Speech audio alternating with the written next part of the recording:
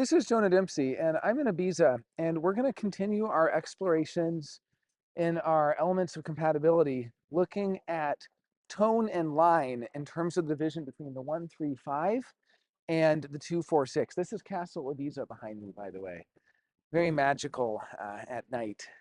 Believe it or not, I was just with Joe and Kalima driving on the rampart. That is a literal road.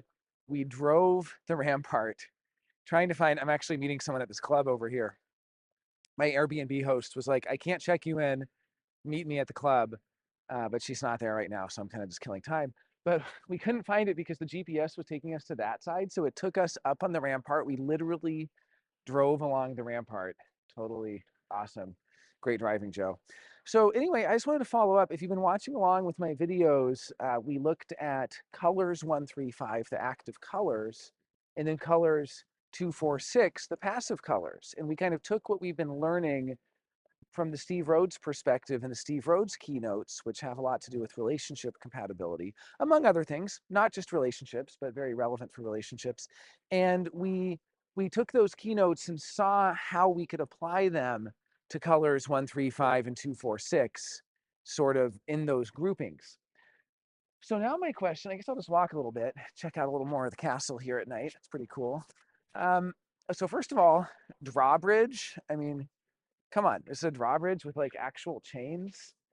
Um, Pretty great, right? Like, yeah, wow, wow. So, yeah, so I guess the real question is there value in looking at tones and lines the same way we did colors in the same groupings, right? So if we look at tones 135, do we see commonalities?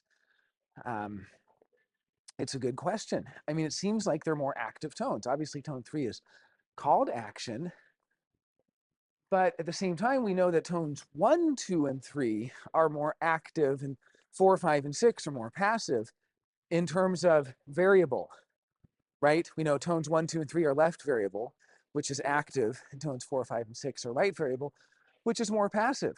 So it does raise the question of whether what is true at the level of color applies at the tonal level or not.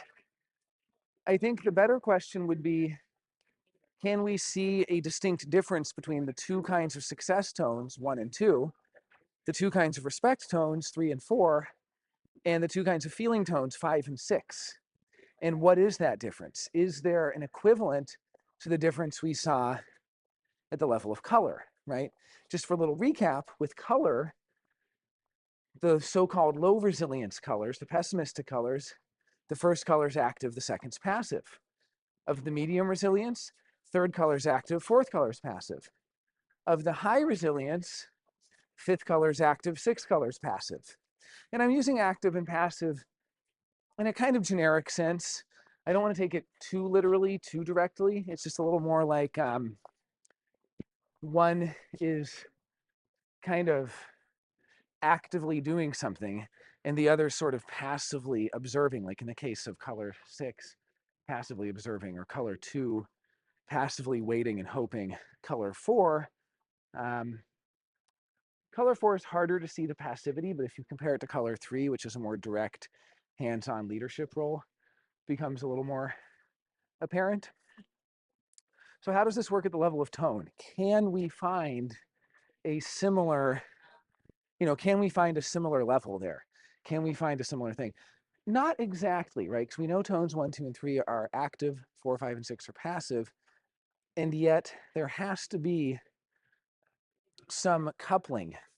So going with more conventional human design analysis, I do think we can see the pairs kind of through that light, like okay, 1 and 2, both splenic, the splenic tones. Well, 1 is basically security. Everything is about how can I make sure we're secure, make sure we're safe, make sure we have enough, make sure. It's all about making sure.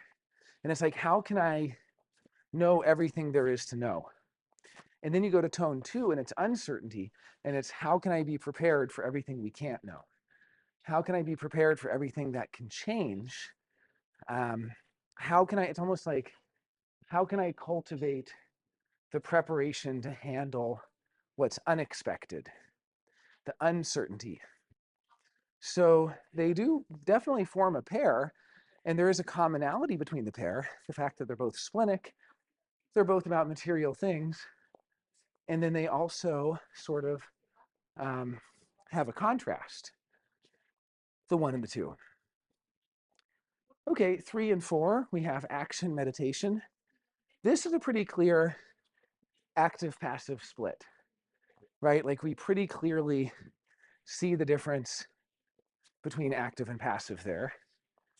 So can we see them? Wow, this is a cool little, let's try it. It's down here. Oh my gosh. So can we see the difference in, I hope this actually goes somewhere. Whoa, it looks like it does.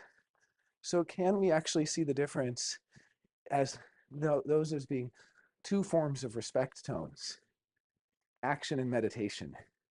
Like action, which is sort of going between, like they're both on a pulse, right? These are the periodic tones. So they're kind of individual. Like if tones 1 and 2 are sort of tribal, tones 3 and 4 are sort of individual in some sense. And 5 and 6 are sort of sort of more, have to do more to do with the collective. So 3 and 4 being sort of individual, this tribal, sorry, this periodic thing, unlike the 1 and 2 tribal, which is concentrated, kind of always there. So the 3 and 4 are kind of on off, on off. And how does that on off work? Well, they work in opposite ways. Tone 3 works by being on, action, go, and then off, chilled out. And all the cognition is in the on time. So I'm an action tone person. When my brain's on, my mind is firing, we could say, not even my brain, but my personality, my mind is really firing. That onness is really bringing a whole lot of activity and a whole lot of intelligence to that activity. Then when I'm off, there's no intelligence there. Well, for meditation, it's the opposite.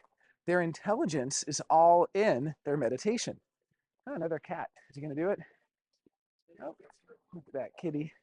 So that's really the question is, I guess meditation and action, can we see them as two sides of the same thing where their commonality is that they're periodic, their commonality is they're on and off. The difference is for me as an action person, when I'm on is where I have all my intelligence. For Richard Rudd, as a meditation person, when he's off is where he has all intelligence. So he's on and he takes in all the stuff, but it's when his mind is sort of turned off to the off switch that he is then able to get these incredible insights and these incredible sort of visionary, things that happen to him. So like I think most of his insights probably come to him through meditation, like through literal meditation and through visionary states and things of that nature, which are more passive. So we do really see the active passive split there. Then we get to 5 and 6, and this is judgment and acceptance. And judgment is an interesting one because it's right variable judgment. So it's not like what we imagine from the left variable. Like right variable judgment means like the distilled essence of something that emerges, compared to left variable judgment. I mean, there is no left variable judgment tone, but what we imagine of the left variable judgment, what we imagine judgment means is sort of, I'm making this judgment. But for the right variable, everything about the right variable is emergence. It just emerges. So a judgment emerges as the crystallized essence of an experience. So it does sound pretty passive, and I think it is passive, but maybe we can see it as one form of the cyclical, beginning, middle, end, and then acceptance as the other form of the cyclical, beginning, middle, end. So and put in that way, judgment does feel a little more active, at least in the sense that it feels a little more productive, whereas acceptance feels purely, observational or something like that, right? Like the pure surrender. So just something to think about. I'm going to wrap it up for now. Let's do the lines in the next video. Would love to hear your thoughts here. This is all sort of new unprocessed ideas, just taking a walk through Ibiza Castle and coming up with some interesting ideas here. So just let me know what you think. I'd love to hear comments. Thanks for watching. Have a good one.